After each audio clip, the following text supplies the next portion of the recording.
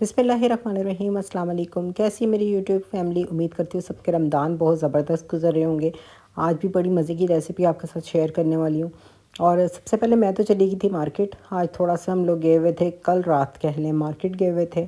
और उसके बाद थोड़ा सा प्लान हो रहा था कि कुछ ले लिया जाए, तो मुझे समझ ही नहीं आ रही थी कि वहाँ पर ईद के कौन से कपड़े लिए जाएँ।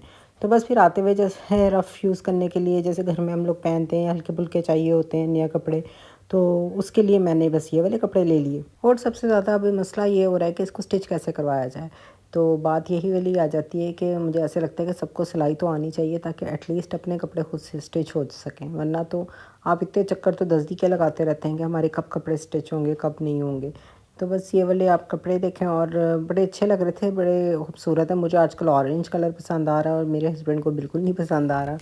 तो ये मैंने बनाया था खदीजा का नाश्ता, और खदीजा को मैंने करवाया था, उसको खा रहे थे पैनकेक्स। और बेरीज आ गई हैं, बस अब उसका रोज़ का नाश्ता यही हुआ करेगा कि वो स्ट्रॉबेरी पैनकेक्स खाती है। इसके बाद शाम में हो गई थी और मैं आई थी किचन में। मैंने कहा कि आज हम बहुत ही प्यारे मज़ेदार जो है ना चिकन पॉकेट्स जो है ना मिनी पॉकेट्स बनाएंगे, और इसको कुछ लोग चिकन मिनी बर्गर्स भी कहते हैं। लेकिन मुझे लगता है कि बर्गर्स तो नहीं हो सकते, लेकिन ये मैंने इसलिए इसको मिनी पॉकेट्स का ही नाम दिया, और मैंने अरब कंट्रीज़ में इनको इसी नाम से देखा है। बहुत आसान सी है सारी रेसिपी की। जो जैसे डो की रेसिपी है ना, डिस्क्रिप्शन बॉक्स में मैं ज़रूर लिख दूँगी। तो वैसे मैं आपको बता देती हूँ, मैंने 2 कप मैदा ले लिया था, उसमें 1 टेबलस्पून शुगर का, एक छोटा सा चौथाई चम्मच जो है नमक का, और इसमें जा रहा है 1 टीस्पून टेबलस्पून यीस्ट का, और हाफ़ जो है ना टेबलस्पून जा रहा है इसमें बेकिंग पाउडर। इन सब चीज़ों को मिक्स कर दिया था, और साथ में इसमें नीम गर्म पानी डाल के इसको निटिंग कर लेनी है इसकी। जब ये मिक्स हो जाएगा, फिर इसमें 2 टेबलस्पून जो है ना वो भर के मैंने ऑयल या घी जो भी चीज़ लेनी है वो लेना है। और अब आप ये देखें कि हाथ की तली से इसको मिक्स किया गया। बस इसको मिक्स करके रख देना और राइस होने के लिए छोड़ देना है। इतना ईज़ी है ना ये डो, इतना ईज़ी है। और ये मेरी सिस्टर इन लॉ जो थी इसकी निटिंग कर रही थी। तो मेरे आपको मैंने बताया कि मेरे हाथ में दर्द है, जिसकी वजह से नहीं हो पा रही है। लेकिन ज़ाहिर है कुकिंग करनी होती है तो हम लोग इसी तरह मिलजुल के आराम से एक दूसरे की हेल्प करके कर लेते हैं। तो इसके साथ ही ये जा रहा था, इसमें जा रहा है, मैंने कैबेज को श्रेड कर लिया। इसमें गई है थोड़ी सी चीनी, काली मिर्च, मायोनीज़ और गाजर क्रश की हुई। याद रहे इसमें नमक नहीं डालना। अगर आप नमक डालेंगे ना तो ये बिल्कुल पानी छोड़ देगी वेजिटेबल्स, और मज़े की नहीं लगेंगी। तो ये मैंने सैलेड बना लिया है। 1 टीस्पून ले लें आप। उसी टीस्पून में अदरक और लहसुन आ जाएगा। और एक मैंने जो लिया ना कप में, बाउल कह ले छोटा, यानी कि कह ले 300 ग्राम जो है ना मैंने बोनलेस चिकन ले लिए। बोनलेस चिकन मिक्स लिया मैंने, थाइज़ और ब्रेस्ट पीस सब कुछ जो मिक्स बोनलेस होती है ना वो लिए, कि ताकि जूसी सा बने। क्योंकि अकेला अगर ब्रेस्ट पीस लेंगे तो ये ड्राई ड्राई बनेगा। इसको मैंने अच्छे से इसमें सौटे कर देना और थोड़ा सा इसको पका लेना। यानी कि 1 टेबलस्पून जो था ना ऑयल लेके ना उसमें लहसुन अदरक करके, और साथ में आपने इसको कुक कर लेना। हर तरफ से आपने इसको मिक्स करना है, कि ताकि अच्छे तरीके से इसका कुकिंग वाला प्रोसेस हो जाए। जैसे कलर इसका चेंज हुआ हल्का सा होगा, मैं इसके साथ ही इसमें जो है शामिल कर दूंगी नमक। टेस्ट के अकॉर्डिंगली ले लें, लेकिन मैंने हाफ़ टी स्पून लिया था। साथ में इसमें हाफ़ टी स्पून जो था वो मैंने चिकन पाउडर ऐड कर दिया। और साथ में इसमें चलेगी, एकदम से खोला है ना, बिल्कुल प्रेशर से गिरा पाउडर। और इसके बाद ही इसमें चली जाएगी काली मिर्च, और वो जाएगी हाफ़ टी स्पून। और हाफ़ ही टी स्पून जो है ना रेड चिली पाउडर मैंने इसमें ऐड कर दिया है। आपकी चॉइस है, रेड चिली आप ऐड करना चाह रहे हैं तो आपकी मर्ज़ी है, अदरवाइज़ रहने दें। लेकिन ये इसके साथ अच्छी लगती है। बस आपने इसको अच्छे तरीके से मिक्स करना है और हल्का सा इसको कुक करना है। और फिर इसके बाद ये अच्छे तरीके से इसकी हल्की हल्की सॉस भी बन जाए, तो इसके लिए मैं इसमें शामिल करूँगी पानी साथ में। लेकिन पहले आपने अच्छे तरीके से इसको मिक्स कर लेना है, कि ताकि हर जगह हर चिकन पे जो मसाला आ जाएगा।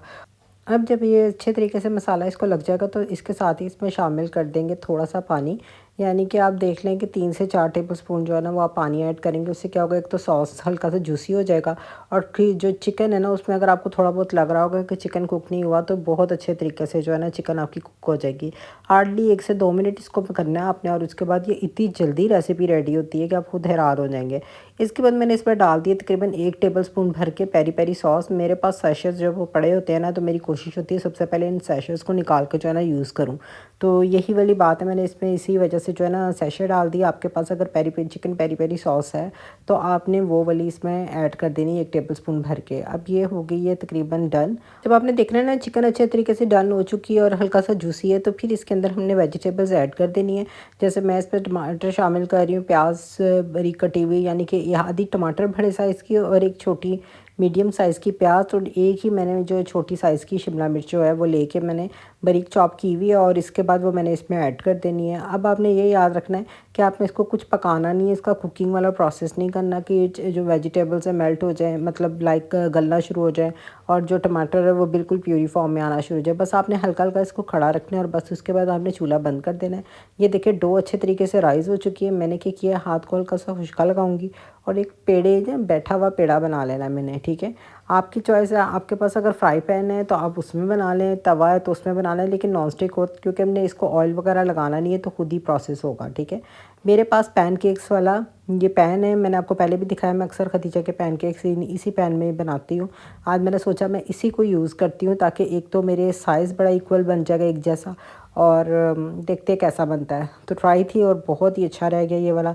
सारों में मैंने पेड़े रख दिए और हल्का सा इसको कवर करके मैंने इसको 2 मिनट के लिए रख दिया कि हल्की सी स्टीम हो जाए। ये मैं ब्रेड ओवन में भी बना सकती थी, मैंने सिर्फ आपकी वजह से जो है ना नहीं बनाई कि ज़रूरी नहीं है कि जिनके पास ओवन नहीं है वो किस तरीके से बनाएं, तो इसलिए मैंने इसको बनाया है फ्राई पैन में, ताकि इसमें भी अच्छी राइज़ हो सकती है, इसमें भी अच्छे तरीके से जो है ना वो ब्रेड बन सकती है। तो ये बंस बन रहे हैं, ठीक है। और ये इतने सॉफ्ट थे, इतने मतलब स्पंजी से थे कि आप खुद हैरान हो जाएंगे कि इतने हल्के किस तरीके से बनेंगे। तो राइज़ होने की वजह से जो इसमें यीस्ट डाला था उसकी वजह से बहुत सॉफ्ट थे। अब मैंने इनको अच्छे तरीके से अप एंड डाउन करके गोल्डन कर लिया। आपकी चॉइस है, आप जितना गोल्डन करना चाहें, चाहे तो क्रिस्पी मज़ीद कर लें। मैंने बस इतना रखा था कि बस जलने ना लेकिन गोल्डन हो जाए, ठीक है। इसके बाद मैंने इसको एक कोई भी छलनी ले लें या कोई भी रैक ले लें, तो उसके ऊपर आपने इसको रख देना है ताकि ये सौगी ना हो। बेसिकली प्लेट्स में रखेंगे तो सौगी हो जाएंगे, अदरवाइज़ ऐसे जो है वो सौगी नहीं होंगे। इसको थोड़ी देर मैंने इसको रखा है, स्ट्रेनर के ऊपर रखा हुआ था ताकि एयर क्रॉस होती रहे। और इसके बाद मैंने इसको कट करके और इसमें हल्की सी मायोनीज़ लगाई है और साथ में ये चिकन डाल दिए, और इसके बाद इसके ऊपर जो मैंने सैलेड बनाया है वो संभल कर दूँगी।